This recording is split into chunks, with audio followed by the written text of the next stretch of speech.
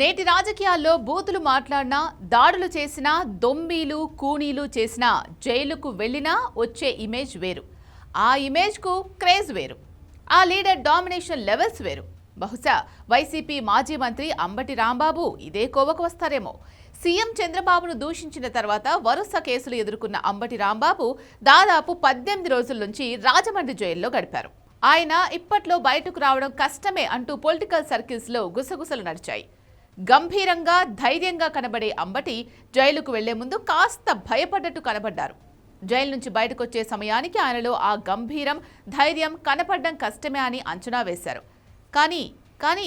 కానీ అంచనాలు తలకిందులు చేస్తూ రెగ్యులర్గా యాజ్ టీజ్గా తన తలను అదే ధైర్యంగా ఎగరేశారు అంబటి. తాను జైల్లో నుంచి బయటకు వచ్చే వరకు అండగా నిలబడ్డ గోదావరి జిల్లాల నాయకత్వాన్ని చూసి వారి కోసం జైలు వద్ద కూడా అంబటి విశ్వరూపమే ప్రదర్శించారు.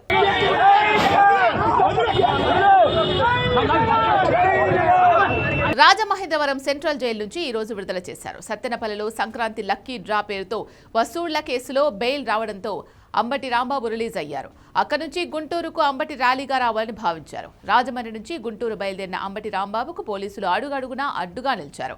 3కు మించి వాహనాలు ఉండకూడదని అభ్యంతరాలు వ్యక్తం చేసిన పోలీసులు అంబటి వాహనం కదిలిన వెంటనే మిగిలిన వాహనాలను అడ్డుకున్నారు. ఇక ఆ తర్వాత వాహనం దిగి అంబటి వెనక్కొచ్చారు. ఈ సందర్భంగా పోలీసులపై అంబటి తీవ్ర ఆగ్రహాన్ని వ్యక్తం చేశారు. ఇక అక్కడ వైసీపీ నేతలు జక్కంపూడి రాజా సహా ఇతరులు ఆందోళన వ్యక్తం చేశారు. ఇక అక్కడి నుంచి 3 వాహనాల్లో అంబటి గుంటూరు చేరుకోవాలి అనుకోగా గుంటూరు వచ్చే ముందే అంబటి కాన్వాయ్లో మరిన్ని వాహనాలు చేరాయి. ఆయన ర్యాలీగా రావడంతో కాజా టోల్ గేట్ వద్ద పోలీసులు అడ్డుకున్నారు. అక్కడ అంబటి పోలీసులతో గొడవకు దిగారు. ర్యాలీని ఎలా అడ్డుకుంటారంటూ పోలీసులపై ఆగ్రహాన్ని వ్యక్తం చేశారు. పోలీసులకు అంబటి రాంబాబుకు మధ్య వాగ్వాదం కూడా చోటు చేసుకుంది. ఇక కాజా టోల్ గేట్ వద్ద ఉద్రిక్త వాతావరణం నెలకొంది. అంబటి వర్సెస్ పోలీసులుగా వాతావరణం మారిపోయింది. ర్యాలీలకు ఎలాంటి ముందస్తు అనుమతి లేదని గుంటూరు పోలీసులు స్పష్టం చేశారు. గుంటూరు ఇన్నర్ రింగ్ రోడ్లోని రిలయన్స్ పెట్రోల్ బంక్ వద్ద అంబటి కాన్వాయ్ను పోలీసులు అడ్డుకున్నారు. దీంతో పోలీసులకు వైసీపీ నేతలకు మధ్య తోపులాట కూడా జరిగింది.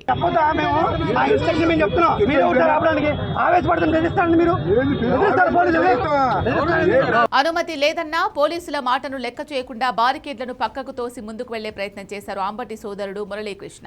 ఈ గొడవతో కిలోమీటర్ల మేర వాహనాలు నిలిచిపోయిన పరిస్థితి. ఇలా అంబటి రాంబాబు సైలెంట్ గా ఉంటారని అందరూ ఊహిస్తే ఆయనలో అదే పొగరు చూసి షాక్ అయ్యారు. ఆయన గుంటూరు చేరుకునే వరకు కూడా ఉద్రిక్త వాతావరణమే నడిచింది. ఈ టైంలో ఆయన చేసిన కామెంట్స్ కూడా తీవ్ర సంచలనమయ్యాయి.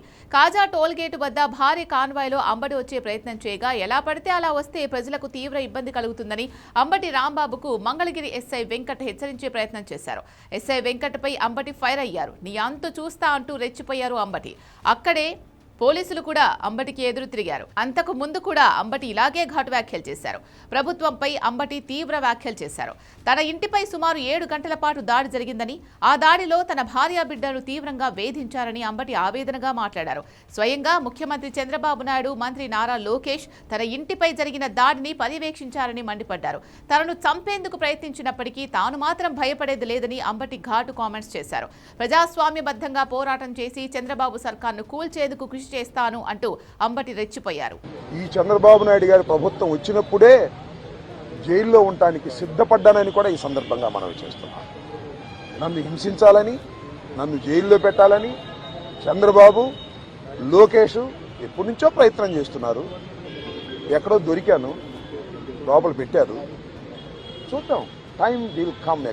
ఇలా తన పర్యటన మొత్తం అంబటి రాంబాబు ఎక్కడా కూడా వెనక్కు తగ్గలేదు. పోలీసులకు గానీ ప్రభుత్వానికి గానీ అంబటి భయపడకపోవడం గమనార్హం. చాలా మంది వైసీపీ నేతలతో పోలిస్తే అంబటి చాలా వేగంగానే జైలు నుంచి బయటకు వచ్చారు. 14 రోజుల రిమాండ్తో జైలుకు వెళ్లిన నందిగం సురేష్, పిన్నెల్లి సోదరులు, బోరుగడ్డ అనిల్ కుమార్, చెవిరెడ్డి భాస్కర్ రెడ్డి, మిథున్ రెడ్డి వంటి వాళ్ల కంటే అంబటి చాలా వేగంగా జైలు నుంచి బయటకు వచ్చేశారు.